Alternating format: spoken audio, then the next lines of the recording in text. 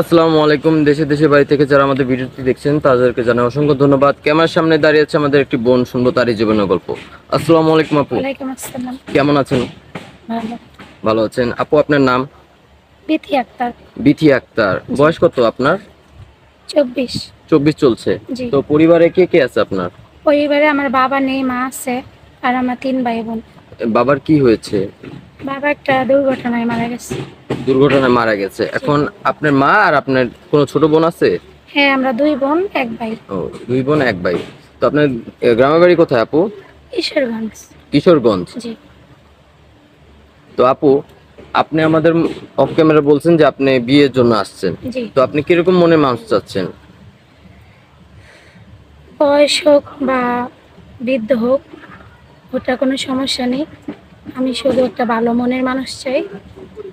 টাকা পয়সার দরকার নেই। টাকা পয়সা চাচ্ছেন না জি। মূলত, তাই না? আচ্ছা ভাই, আপু এরকম ভাইয়েরা তো মূলত বিয়ে মানে সিঙ্গেল থাকে না, বেশি বয়স্ক লোকেরা জি। বিয়ে হয়ে থাকে অথবা স্ত্রী চলে যায় অথবা মারা যায়, বাচ্চা কাচ্চা থাকে। আপনি কি অ্যাকসেপ্ট করবেন?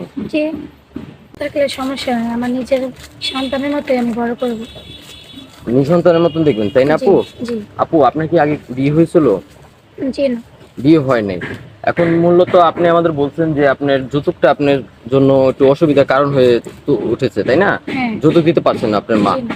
তো আপু, অনেক ভাইরা আছে প্রবাসে থাকে, আপনার সাথে যোগাযোগ করতে চাইবে, কথা বলতে চাইবে, সরাসরি ভিডিও কলে দেখতে চাইবে, আপনি রাজি আছেন? হ্যাঁ, রাজি আছি। বিয়ে করার পর যদি আপনাকে বলে বাইরে নিয়ে যাবে তার কাছে, আপনি যাবেন? হ্যাঁ, যাবো। কোনো আপত্তি নেই? জি না। আর যদি বলে বিয়ে করে গ্রামের বাড়ি পাঠিয়ে দেয়, যাবেন?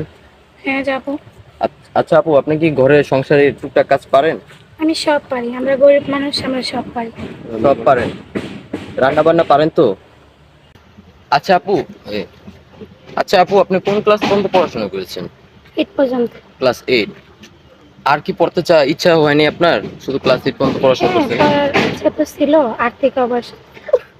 কোনো পড়াশোনা করছেন? 8 পর্যন্ত। 8 পর্যন্ত। জি। আপনি কি মাদ্রাসার লাইনের কিছু পড়াশোনা জানেন? হ্যাঁ, জানি। কোয়াশি পড়তে পারেন? হ্যাঁ। আচ্ছা আপু, যদি আপনাকে বিয়ে করার পর আপনার হাজবেন্ড যদি বলে যে না, পর্দা করে চলতে, নামাজ কালাম পড়তে, পড়বেন? হ্যাঁ, পড়বো। আচ্ছা আপু, আপনি বিয়ে করে স্বামীকে নিয়ে কোথায় যাওয়ার ইচ্ছা আছে? তিনি যেখানে নিয়ে যাবে সেখানে যাব। হুম।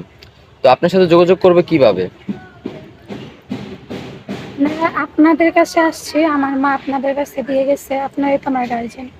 আপনারা যা সিদ্ধান্ত নেবেন তাই। আচ্ছা, সুপ্রিয় দর্শক, ইতিমধ্যে দেখতে পাচ্ছেন স্ক্রিনে একটি নাম্বার, এই নাম্বারে ইমো হোয়াটসঅ্যাপ খোলা আছে। কেউ যদি বিথি আপুর সাথে কথা বলতে চান, সরাসরি ভিডিও কলে দেখতে চান, তাহলে আমাদের সাথে যোগাযোগ করলে আমরা ওনার সাথে যোগাযোগ করে দিব। আবারও বলছি, এটা বিথি আপুর নাম্বার না, উনি কোনো পার্সোনাল ফোন ইউজ করে না, এটা হচ্ছে আমাদের অফিস চ্যানেল কর্তৃপক্ষের নাম্বার। আচ্ছা বিথি আপু, বিয়ের পরে কি হাজবেন্ডের বাবা মাকে নিজের বাবা মা বলে দেখবেন? হ্যাঁ। আবার বৃদ্ধাশ্রমে পাঠিয়ে দিবেন নাকি? জি না। নিজের বাবা মার মতো দেখবেন, তাই না? জি। আমার আচ্ছা, বাবা নেই, আমি বাবার মতো দেখব। জি আলহামদুলিল্লাহ, আপনার কথা শুনে খুবই ভালো লাগলো। তো বিথি আপু, আপনি ভালো থাকেন, সুস্থ থাকেন। আসসালামু আলাইকুম।